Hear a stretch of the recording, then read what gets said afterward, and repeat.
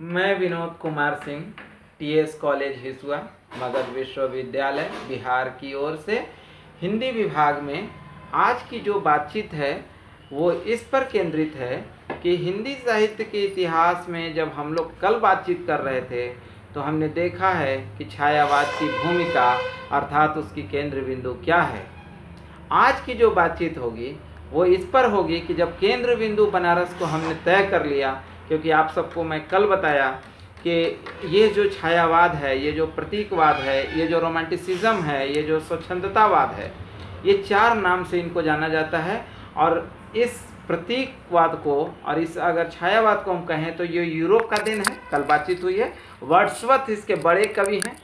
Wordsworth जब Europe के एक ऐसे रचनाकार सामने आए जिन्होंने कहा कि प्रकृति में जो रोमांच है, जो एक रोमांटिसिज्म है, उसको लेकर के जब कविता की जाएगी तो कविता बहुत सार्थक और लोक मंगल की भावना के साथ होगी। उस वर्ड्सवर्थ के चीज़ों को रविन्द्रनाथ टैगोर ने बंगाल में कैच किया। आप जानते हैं पूरे विश्व लेवल पे अगर देखें तो रोमांटिसिज्म बहुत तेज़ी से यूरोप से लेकर आपका ये इटली और रोम तक के चीज़ों में फैल गई। और सारे कवि जिसमें कल मैं नाम बताया था, जॉन लॉक, केट्स, बड़े बड़े कवि हैं जिसने रोमांटिसिज्म को स्वीकार किया और उस पर कविता उनकी चली। लेकिन आप देखेंगे कि जब टैगोर ने बंगाल में अपनी बंगाली कविता में रोमांटिसिज्म को कैच किया, यानी कि उसको ग्रहण किया, उसके पश्चात पूरे भारत में वह छायावाद यानी रोमांटिसिज्म फैलना प्रारंभ हो गया। उसमें बनारस उसका केंद्र बिंदु बना, क्योंकि वहाँ का पहला स्तंभ जो जयशंकर प्रसाद हुए, जो कहा जाता है कि 4 स्तंभ हैं, आज उसी पे बातचीत करेंगे। उसी में पहला ही स्तंभ जयशंकर प्रसाद हैं। और जयशंकर प्रसाद जब बनारस के रहने वाले हैं तो आप जानते हैं कि जो बड़ा है वह श्रेष्ठ है। चाहे वो कितना क्या है, उसकी कमियां, उसकी खामियां, वो सबको भूल जाइए, लेकिन जो बड़ा है वो बड़ा है, वो आगे है तो है, वो श्रेष्ठ है तो है। ये हिंदुस्तान के इतिहास में और हिंदुस्तान के आदत में है। आप जानते हैं कि ऐसे भी व्यवहारिक स्तर पर देखें तो कहा जाता है कि अगर बड़ा भाई चाहे छोटे भाई से कितना भी डाउन है, लेकिन कहा जाता है कि उस अनुभव का कमाल है, तो बड़ा है तो बड़ा है। वैसे ही ये हिंदुस्तान की आदत है, और उस आदत में जयशंकर प्रसाद बड़े कवि और प्रथम कवि छायावाद के, जिनको कहा गया कि उनकी पहली रचना 1918 में जब आती है, झरना। आप जानते हैं उनकी 3 रचनाओं से छायावाद परिभाषित होती है। ऐसे तो उनकी बहुत सारी रचनाएं हैं, नाटक है, उपन्यास है, बहुत चीज़ें हैं, लेकिन कविता में 3 किताब उनकी ऐसी आई जिसमें 1918 में पहली किताब झरना, दूसरी 1926 में आती है आंसू, और तीसरी फिर आती है लहर 1933 में।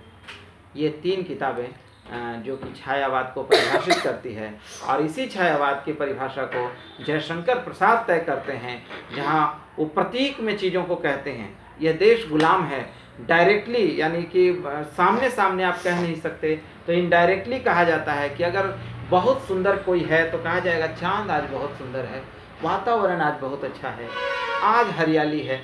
हरियाली रोज थी लेकिन आज दिखती है। इसका मतलब है कि वातावरण में आज कुछ खुशनुमा है, कुछ आज अच्छा है। और जहाँ दर्द हो, जैसे जयशंकर प्रसाद की 3 पत्नियां देहांत हो गई, तो जयशंकर के दिल में तो दर्द है।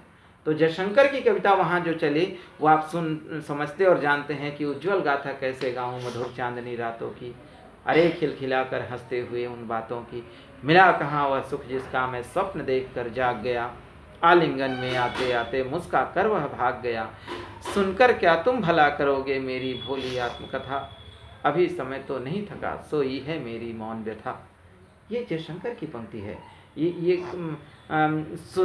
वो देखती वो पीली पत्तियाँ मुरझा कर जो गिरी हुई, ये जयशंकर की परिभाषित है कविताएं हैं। तो ऐसी जगह पर जयशंकर थे जहाँ कहा जाता है कि जयशंकर एक सुरती बेचने वाले, खैनी बेचने वाले दुकान में बैठ करके दिन भर पिता का सहयोग करना, और साहूकार थे तो उनका बिजनेस था, लेकिन 3 बजे सुबह कहा जाता है कि 3 बजे सुबह से कविता की रचना होती थी। और वो जयशंकर जो छायावाद के स्तंभ के पहली कड़ी और पहला स्तंभ बनकर सामने आए, 1918 से 1936 के दौर को हम छायावाद का दौर मानते हैं, जिसमें जयशंकर प्रसाद अपने नाटक, जिसमें स्कंदगुप्त 1922 में और उसके बाद चंद्रगुप्त तक जाइए, आप उधर आप इधर आ जाइए। आप कविता में तो मैं 3 किताब का नाम बता ही दिया। उसके अतिरिक्त आप देखेंगे कि नाटक उनकी बहुत सारी प्रसिद्ध हुई। उपन्यास में तितली और जैसी रचनाएं उनकी आई, लेकिन सभी रचनाओं में उनकी कविता के छाप मिलते हैं। आप उनके नाटक पढ़ेंगे, आप चंद्रगुप्त को पढ़िए, स्कंदगुप्त को पढ़िए, आप ऐसी कोई भी नाटक उनका पढ़ लीजिए तो आपको लगेगा कि नहीं, कविता में ही नाटक है, नाटक में कविता नहीं है। तो जो ये एक सामंजस्य है कविता का। और ये दौर छायावाद कविता का दौर था, जिस दौर में पहले स्तंभ के रूप में जयशंकर प्रसाद आए। आज जयशंकर के हम उस दिन पर याद करेंगे जब उनका जन्म 1888 में बनारस में होता है। और वो जयशंकर प्रसाद जो एक साहूकार के घर पैदा होते हैं। और फिर देखेंगे कि 1918 से उनकी कविताएं आती हैं झरना के रूप में। और फिर झरना से हम आंसू पे चले जाते हैं, और आंसू के बाद हम लहर पर पहुंच जाते हैं।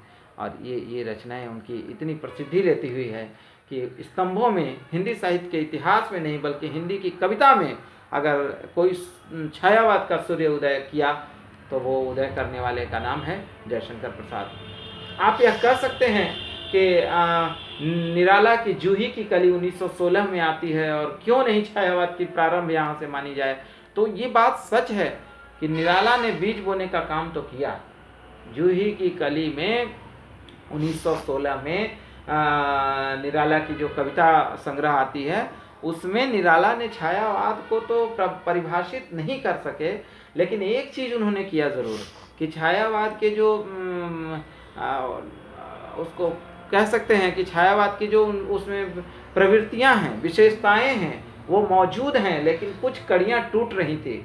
और जिसके कारण जूही की कली को हमने बाहर कर दिया। और जूही की कली एक प्रारंभिक रचना जरूर छायावाद की मानी जाएगी, लेकिन स्तंभ के रूप में पहले और बड़े कवि झरना को लेकर जयशंकर प्रसाद को मानी जाती है। कल की चर्चा हम निराला पे करेंगे, आज की रिकॉर्डिंग लंबी हो सकती है, इसलिए आज हम जयशंकर की इस बात पर रोकते हैं कि जयशंकर जो इस देश को स्वतंत्र करना चाहते थे, हिंदी साहित्य के माध्यम से उन्होंने प्रतीक में अपनी बात कहने का प्रयास किया। क्योंकि आप जानते हैं 1920 और 1922 का जो दौर था, जिसमें चौरी चौरा कांड हो रहा है, जिसमें रोलेक्ट एक्ट आ रहा है, जिसमें जालियांवाला बाग हो रहा है, तो ऐसे भयावह दृश्य देश के अंदर है, इसलिए बहुत हिम्मत जुटाना कठिन है। तो लोगों ने प्रतीक में अपनी बात कहने का प्रयास किया, जिसमें जयशंकर प्रसाद छायावाद के स्तंभ और बड़े कवि हैं, जिन्होंने अपनी बातें प्रतीक में, छाया में, और कह सकते हैं कि एक रोमांटिसिज्म के साथ कहने का प्रयास किया है। उनकी कविताओं की संग्रह कम से कम 3 ये जो किताबें हैं उसमें आप तीनों को देख लें, पढ़ें, समझें, और इनकी प्रवृत्तियों पे भी हम बातचीत करेंगे। लेकिन कल की बातचीत निराला पे होगी। जयशंकर प्रसाद इतने दर्द से भरे हुए रचनाकार, क्योंकि आप जानते हैं कि वियोगी होगा पहला कवि, आह से उपजा होगा ज्ञान, उमड़कर आँखों से चुपचाप बही होगी कविता अनजान। कविता तभी आएगी जब कुछ दर्द होगा, कुछ पीड़ा होगी, जिसको कि वो कह नहीं सकता, उसे सामने नहीं रख सकता, तो वो शब्दों में, अक्षरों में उकेरने के काम में लेते हैं। जयशंकर प्रसाद पहली शादी होती है और कुछ ही दिनों में पत्नी का देहांत हो जाता है, दूसरी होती है फिर वही हाल, तब तीसरी होती है। जयशंकर के दिल में कितना दर्द होगा, और मम्मी पापा का न रहना, यानी माता पिता का देहांत हो जाना, परिवार से टूट जाना, ऐसे जयशंकर को बिल्कुल अकेलापन, केवल एक साहित्य की वो जो साथ है, जिसको कहते हैं कि साहित्य अनायास ही किसी का हाथ थाम लेता है। कविताओं में जयशंकर प्रसाद के साहित्य में अनायास ही जयशंकर का हाथ थामे हुए साहित्य चलता रहा, और तब इतने प्रबल, इतने मजबूत साहित्यकार जयशंकर प्रसाद उभर कर सामने आए। आज के लिए हम लोग छायावाद पर इतनी बातचीत करते हैं कि स्तंभ के पहले कड़ी के रूप में जयशंकर प्रसाद बनारस से आते हैं, इसीलिए केंद्र बनारस हुआ। और फिर हम कहते हैं कि जयशंकर प्रसाद दुख से भरे हुए, वियोग से भरे हुए कवि के रूप में बाहर आते हैं। उनकी हर एक रचनाएं कविता से भरी हुई है, तत्सम शब्दों से भरा हुआ है। आज की बातचीत इतना ही पे रोका जाए। और कल हम लोग निराला पर बातचीत करेंगे, जो कि स्तंभ के दूसरे कड़ी के रूप में हैं।